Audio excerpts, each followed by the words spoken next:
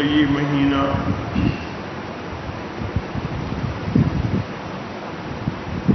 اگرچہ اسلامی سال کا آخری مہینہ کہلاتا ہے،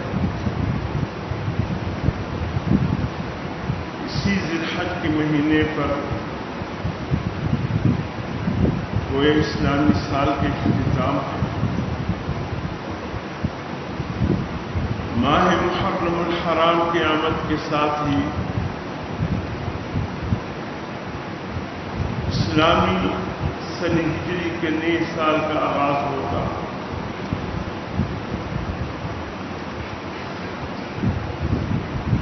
اس مہینے کو اللہ رب العزت نے ایک ایسا مہینہ بنایا ہے، اس مہینے میں حساب اور قربانی کی بے شمار واقعات رونما ہوئے ہیں۔ ایک طرف حضرت سیدنا اسماعیل علیہ السلام کی وہ عظیم قربانی جس کی یاد گزشتہ دنوں ہم نے منائی اللہ کے حکم کے مطابق، اور جب تک یہ دنیا باقی ہے قربانی کی یہ یاد باقی رہے۔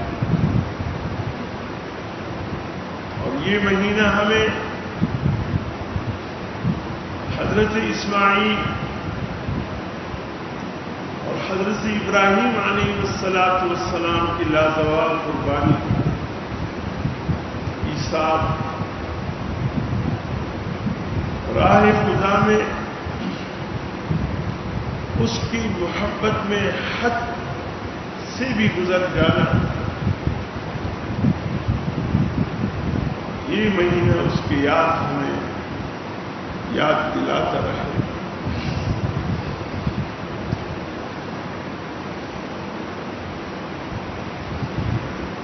ایک یہ قربانی کی ایک عظیم یاد، اور دوسرا یہ کہ اسی مہینے کے اختتام پر ملت اسلامیہ کا ایک روشن باغ، ایک عظیم ستارہ، ایک عظیم سرمایہ حضرت سیدنا عمر بن الخطاب رضی اللہ تعالی عنہ کے زخمی ہو جانا، اور پھر اس مہینے کے آخری رات یکم محرم الحرام نئے سال کے آغاز کے ساتھ جان شہادت نوش کرنا، یہ بھی اس عظیم مہینے کی ایک لازوال تاریخ ہے۔ جب تک یہ مہینہ زندگی میں آتا رہے گا اس عظیم قربانی کی یاد ہمارے دلوں میں تر و تازہ کرتا ہے۔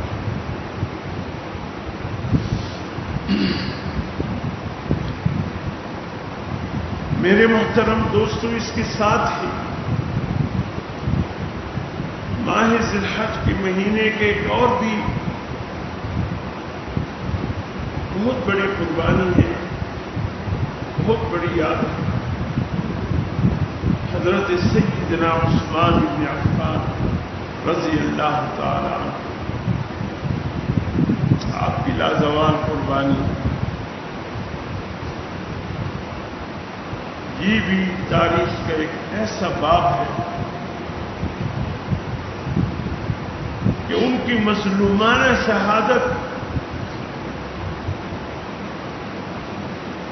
ان کے دردناک شہادت، لیکن رب العالمین کی فیصلے جس پر ہم راضی ہیں وہ بھی اسی ماہ ذی الحج کے 18 تاریخ کو سن ہجری 35 میں وقوع پذیر ہوتا ہے، اور جب تک ہماری زندگیوں میں یہ مہینہ آتا رہے گا اس عظیم قربانی کی یاد ہمارے دلوں میں تازہ کرتا ہے۔ میرے محترم دوستو،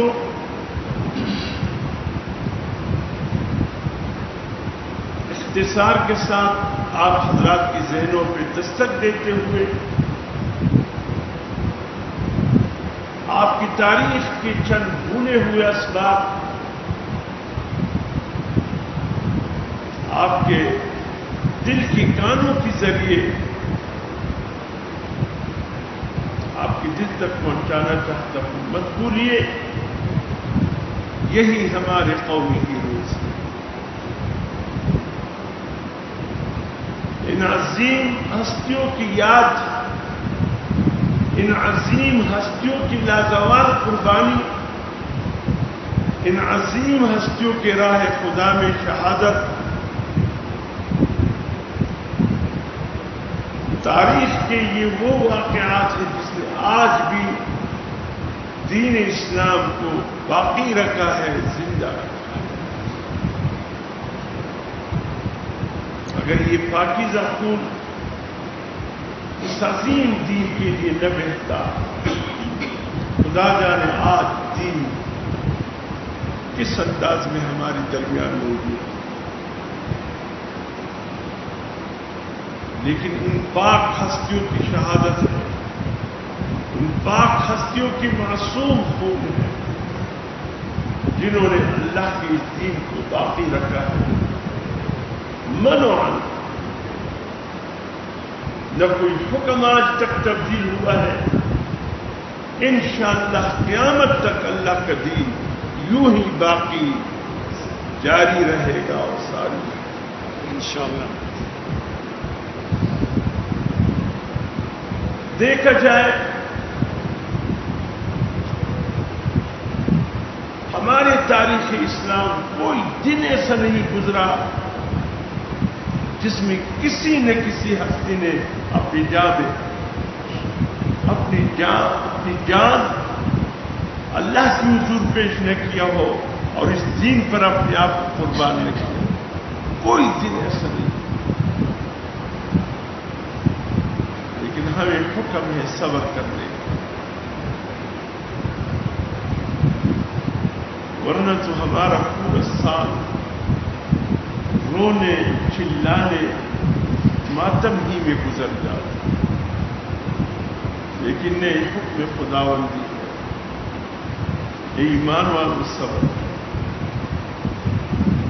اور اس میں بھی اللہ پاک کی کوئی حکمت ہوگی کہ ایسے عظیم ہستیاں اللہ کے دین پر نچاؤ۔ حضرت عثمان بن عفان رضی اللہ تعالی 18 ذی الحج سن ہجری 35، اس عظیم ہستی کا میں کیا تذکرہ کروں میرے محترم دوستو۔ تاریخ نے کبھی بھی انصاف سے کام نہیں کیا۔ ان عظیم ہستیوں کا تاریخ پڑھنا ہے تو ان کی تاریخ قرآن حدیث میں پڑھیے۔ واقدی اور ابن جریر اور محمد بن اسحاق جیسے کمزور مورخین کی تاریخ پڑھنے کی کوئی ضرورت نہیں۔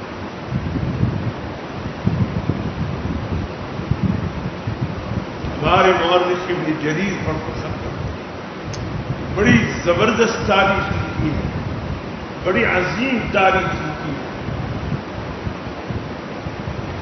آج تک امت ابن جریر کی حقیقت سے واقف۔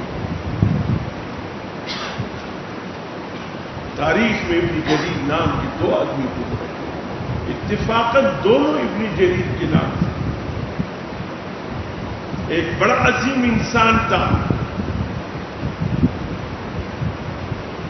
لیکن اس کی تاریخ لکھی ہوئی کمزور پڑ گئی، اتنے شہرت کو نہیں پہنچی۔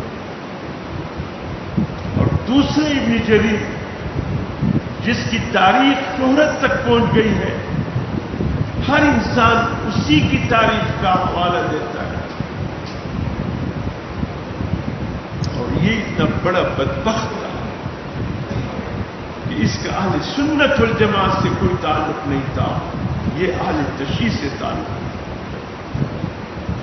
جس مورخ پر آپ فخر کرتے ہیں اس کی کس تاریخ کو ہم کہیں کہ یہ صحیح جگہ گیا ہوگا؟ اس بدبخت نے ہمیشہ جھوٹ کا سہارا لیا، اصحاب رسول کو مطعون کیا، کبھی حضرت صدیق اکبر کے متعلق ان کی سیدھی باتیں، کبھی حضرت سیدنا عمر بن الخطاب کے متعلق ان کی سیدھی باتیں، کبھی سیدنا عثمان بن عفان رضی اللہ تعالیٰ عنہ کے متعلق ان کی سیدھی باتیں۔ ارے خدا کے بندے، ضرورت کیا تھی صرف ان ہستیوں کو داغدار کرنا؟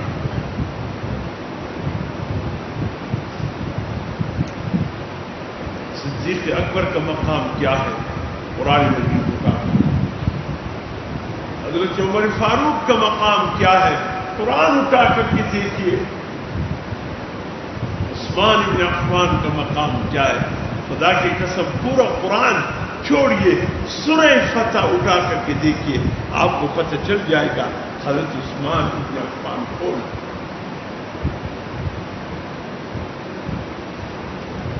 جب حضور صلی اللہ علیہ وسلم نے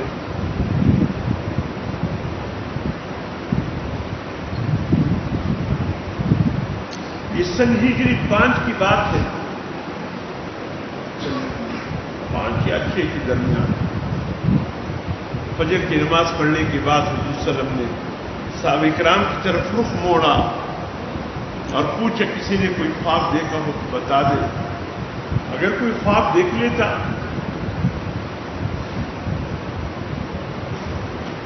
تو حضور صلی اللہ علیہ وسلم اس کی تعبیر کو دیکھیں، خواب میں ایک نقطہ ہوتا ہے جس کی تعبیر کی جاتی ہے۔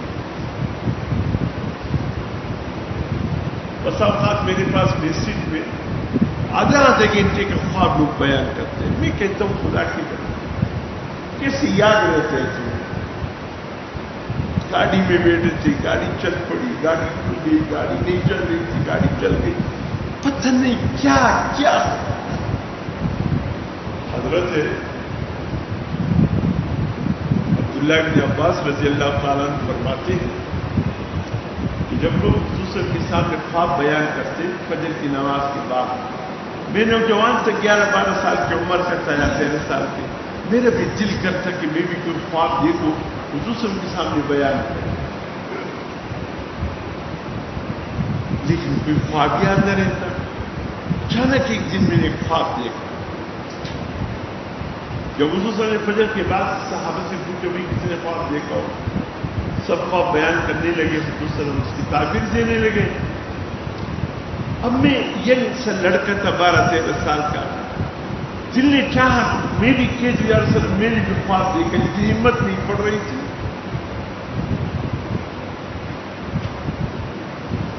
فجر کے بعد یا اشراق کے بعد میں گھر گیا تو جا کر میں نے اماں حفصہ سے کہا کہ میں نے ایک خواب دیکھ کے ہمت نہیں پڑ رہی تھی کہ حضور صلی اللہ علیہ وسلم سے تعبیر لے لوں، آپ میرا خواب حضور صلی اللہ علیہ وسلم سے بیان کر کے اس کا تعبیر لے کر مجھے بتا دینا۔ حضرت عبداللہ نے بات فرماتے میں نے خواب اماں حفصہ کو بیان کر دیا۔ حضرت حفصہ رضی اللہ تعالیٰ فرماتے حضور صلی اللہ علیہ وسلم نے کہا بسم اللہ علیہ، انہوں نے کوئی خواب دیکھا، شرم کی وجہ سے آپ کے سامنے بول نہیں سکا، میرے سامنے بیان کر دیا، یہ خواب تھا، اس نے تعبیر مانگی۔ حضور صلی اللہ علیہ وسلم مسکرائے، فرمائے حفصہ عبداللہ بن عباس سے کہہ دینا زیادہ نیند مت کیا کرو، تھوڑا سویا کرو، تمہارے خواب کی تعبیر یہ ہے کہ زیادہ نہ سویا کرو، کم سویا کرو۔ قربان جائے حضور سے، کیا حکمت ہے، کس انداز سے یہ جو اس قسم کے خواب دیکھتے ہیں نہ من و عن اور پھر یاد بھی رہتا ہے، یہ میرا خیال کوئی لمبی چوڑی نیند ہوگی جس میں اتنا لمبا چوڑا خواب، وہ نا خواب میں تو ایک نقطہ ہوتا ہے، صاف پانی دیکھا ہے، گندا پانی دیکھا ہے، آسمان دیکھا ہے، پہاڑ پہ چڑھتے دیکھا، اترتے دیکھا، یہ ایک نقطہ ہوتا ہے جس کی تعبیر کی جاتی ہے۔ خیر حضور صلی اللہ علیہ وسلم فجر کے بعد فرمایا کسی نے خواب دیکھے، اتفاق کی بات ہے کسی نے خواب نہیں دیکھا تو صبح حضور نے فرمایا رات میری بڑا عجیب خواب دیکھا۔ صحابہ نے عرض کیا رسول اللہ کیسے خواب؟ فرمایا خواب یوں تھا کہ میں ہوں، میرے ساتھ آپ سب صحابہ اور ایک پوری جماعت ہے، ہم سب مکے میں داخل ہو گئے، احرام باندھے ہوئے بیت اللہ کا طواف کر رہے ہیں اور کسی نے ہمیں نہیں روکا۔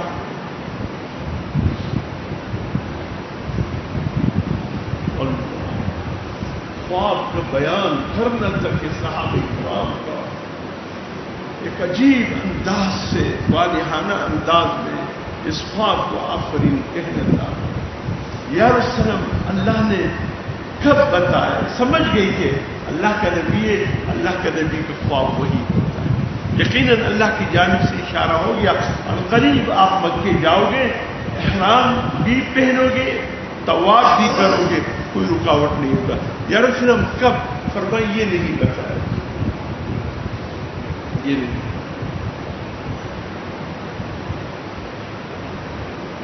تو خصوصاً وہ صحابہ جن کا تعلق مکے سے تو مہاجر بن کر آئے تھے، اس کے دل میں بیت اللہ کی محبت کو موجزن ہو۔ یا رسول اللہ ہو سکتا ہے آپ کی بات ہو سکتا ہے اللہ نے کہہ دیا کہ اب جائیے، حضور نے فرمایا کچھ بڑی نہیں، لیکن مجھ سے یہ نہیں کہا کہ 20 سال ہے 10 سال ہے اس مہینے ہے آئندہ میں، یہ نہیں کہا۔ صحابہ اکرام کو چلے گئے، یا رسول اللہ کیا کیا روانہ نہ ہو جائے؟ حضور نے فرمایا بس تیاری کرو۔ تیاری کر کے سب صحابہ کرام حدیبیہ پہنچے، احرام باندھا، صرف ایک ایک تلوار اپنے ساتھ لے لیا جاتا تھا، وہ بھی نیام کے اندر کھلا، کوئی اسلحہ نہیں، احتیاط۔ مکے میں اطلاع پہنچ گئی، حضور صلی اللہ علیہ وسلم آ رہے، کل بلی کفار مشرکین، جوان تو پھر جوان خون ہوتا ہے، وہ تو پھر کسی چیز کی نتیجے کو نہیں دیکھتا کہ بعد میں کیا ہوگا، بس غصہ ہے، نوجوانی کا غصہ بھی عجیب غصہ ہے، ہم خون کی ندیاں بہا دیں گے۔ یہ وہی قصہ ہے جب سلیمان علیہ السلام خط ملکہ سبا کو پہنچا تھا اور پہنچانے والا ہدہد پرندہ تھا، اور جا کر ملکہ بلقیس سوئی ہوئی تھی اس کے سینے پر رکھ دیا، اور جب جا گئی حیرت کے مارے وہ خط پڑھنے لگی، کیسے پہنچا؟ درباروں سے کہا کوئی آیا ہے؟ کسی کو نہیں دیکھا۔ اب کون کیا کہے کہ میں روشن دان سے ایک پرندے نے آ کر یہ خط پہنچایا۔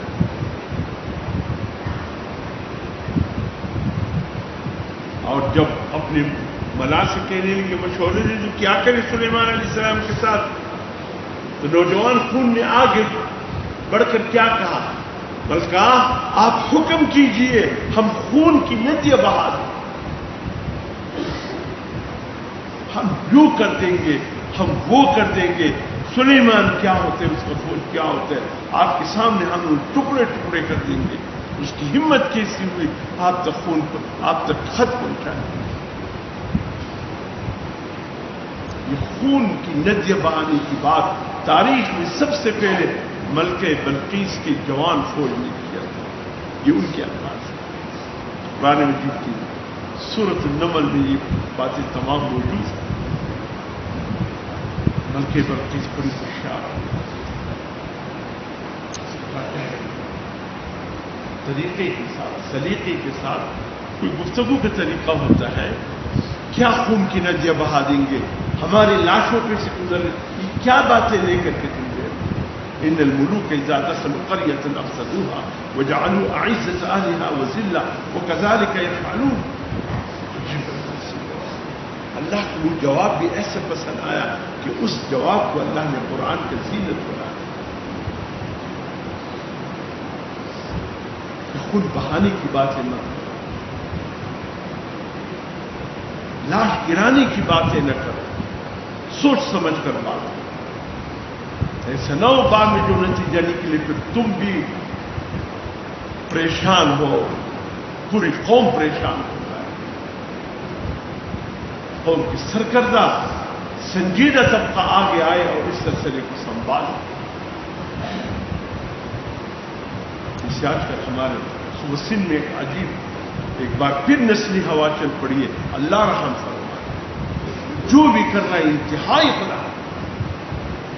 غلاظت سے بڑے ہوئی یہ باتیں تاکہ بندو دونوں طرف کلمہ گو ہے. کیا ہو اس سے تم لوگوں کے بدلہ لینے کی آگ بجھ جائے گی. پھر کیا کرو گے؟ خدا کرے اس دونوں قومی کے سنجیدہ افراد آگے بڑھے, اس مسئلے کا حل نکالے. جوانوں سے نہیں. جوان تو خون کی ندیاں بہانے کو تیار ہوتے, جوان تو لاشیں گرانے کو تیار ہوتے. جوانوں سے نہیں, اس موقع پر سنجیدہ لوگوں سے بات کرنی چاہیے. ایسا نہ ہو کل جو آج جو کچھ ہو کل اس پر پھر افسوس ہوتا ہے.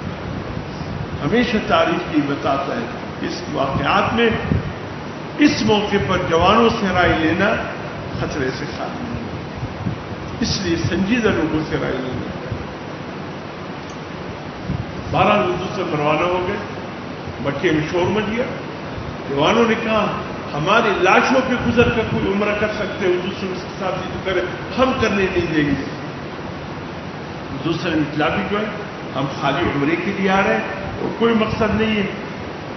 کہ ابھی تک آپ تمہارے تلوار بھی اور ہماری تلواروں سے ابھی تک خون بہ رہا ہے اور آپ اتنے آرام سے آ کر عمرہ کر جاؤ گے. سوال پیدا. راتوں رات حضور صلی اللہ علیہ وسلم نے مکے کا عام راستہ چھوڑ کر رات پہاڑوں کو کراس کر کے جدے کے راستے پر پہنچ گیا.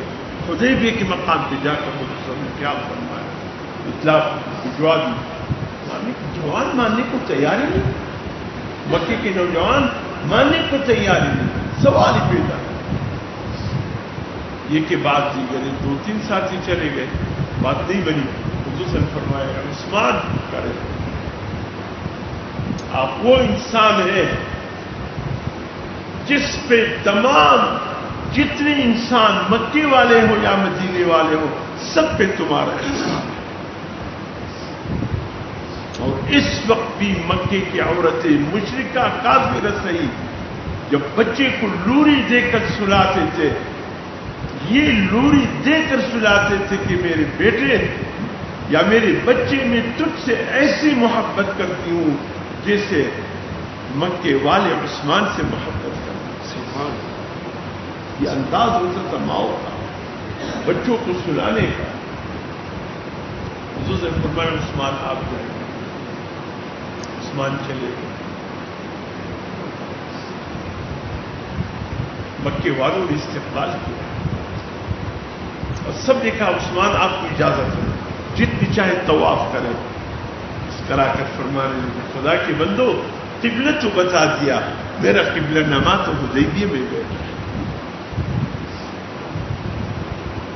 جو ہمیں عمرہ کرانے آئے وہ تو حدیبیہ میں بیٹھے, اس کے بغیر میں عمرہ کیسے کر سکتے. افواہ پھیل گئی. حضرت عثمان قتل کر دیے. افواہ کسی سفیر کو قتل کرنا یہ کسی مسلمان کا کام نہیں. یہ ہمیشہ کفار کو بچیرا رہا.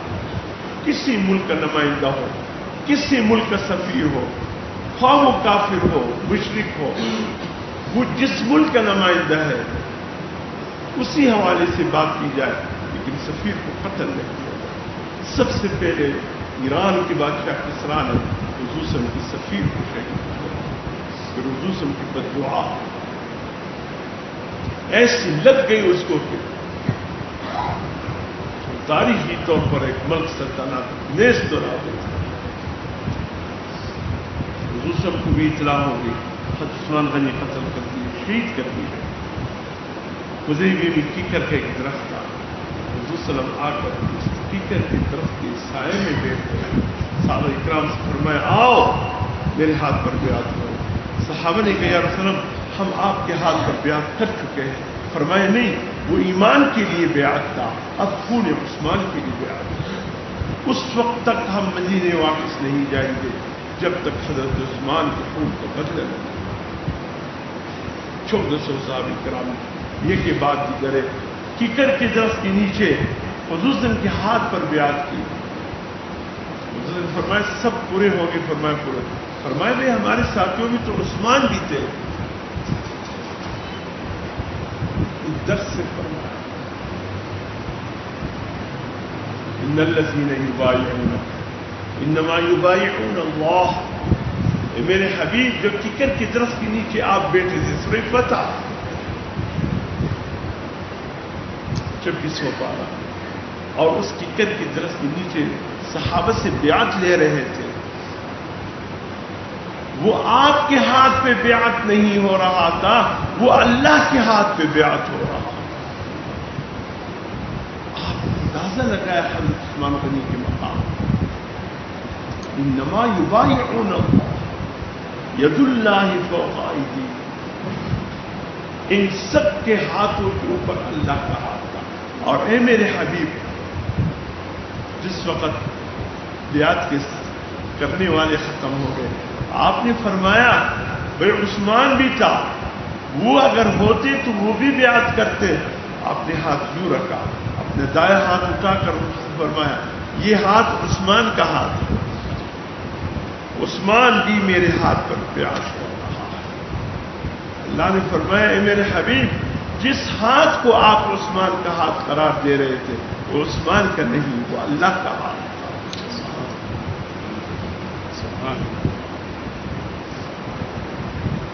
اللہ کو علم ہے کہ عثمان زندہ ہے, لیکن صحابہ کرام کے جذبہ ایمانی کو دیکھ رہے ہیں.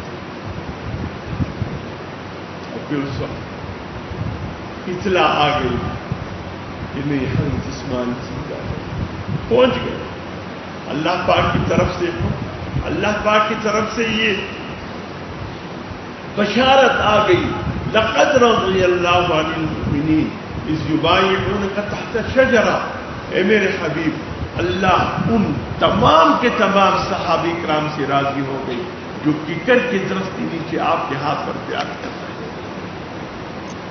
اللہ نے ان سب کو جنت کا ٹکٹ دے دیا. لقد رضی اللہ تحت شجرہ فعلم ما فی قلوب. ایک ایک کا دل اللہ پڑھ رہا تھا, ایک ایک کا دل.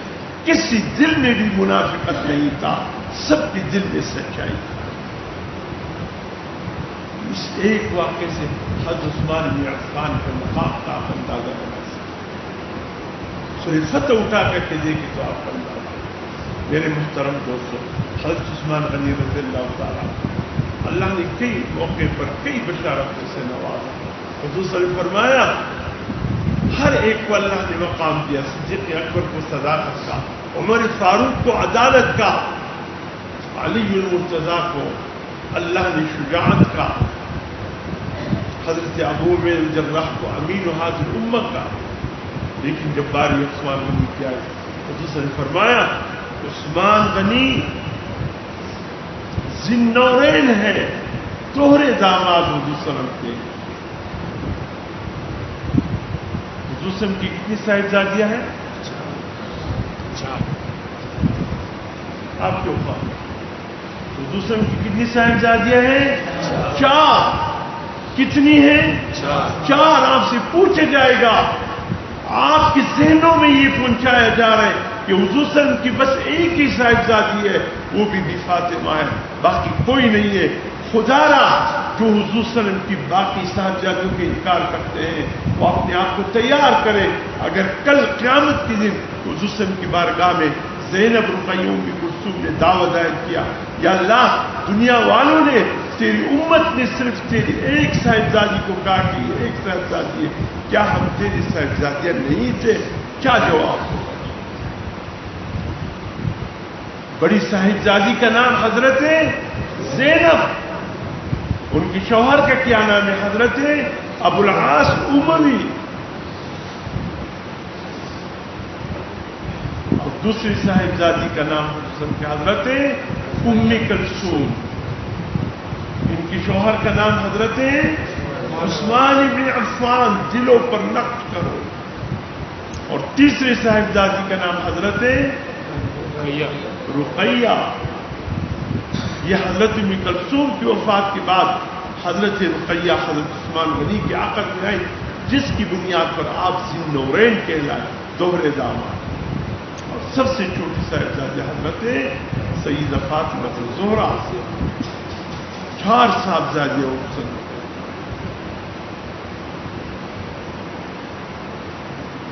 اس لیے میرے محترم دوست، ذی النورین، دوسرا لقب آپ کا ذو البیعتین، 2 بیعت والے، ایک بیعت ایمان کی جو اس کے ہاتھ پر کی تھی، اور دوسری بیعت حضور صلی اللہ علیہ وسلم نے اپنے ہاتھ کو عثمان کا ہاتھ قرار دے کر جو فرمایا، یہ اعزاز صرف آپ کو ذو البشارتین، بیر معونہ اور غزوہ تبوک کے موقع پر جو کچھ آپ نے پیش کیا، 2 مرتبہ حضور صلی اللہ علیہ وسلم نے جنت کی بشارت۔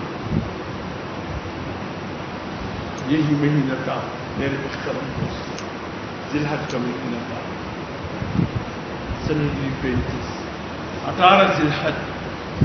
مفسدین نے آ کر مدینے میں یلغار کی، کوفہ سے چل کر اس خیال سے چلے اب حج کے لیے جا رہے مکے، راستے میں پہنچ کر احراموں کو لپیٹ کر اپنے ساتھ رکھا، لوگ حج کے لیے عرفات پہنچ گئے، یہ بدبخت فساد کے لیے مدینے پہنچ۔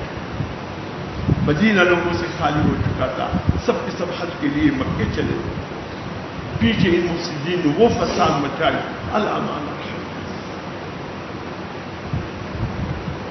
اس مہینے کے 18 ذی الحج 35 ہجری کو ان مفسدین نے کوفہ سے حج کے بہانے آ کر مدینے پر یلغار کی،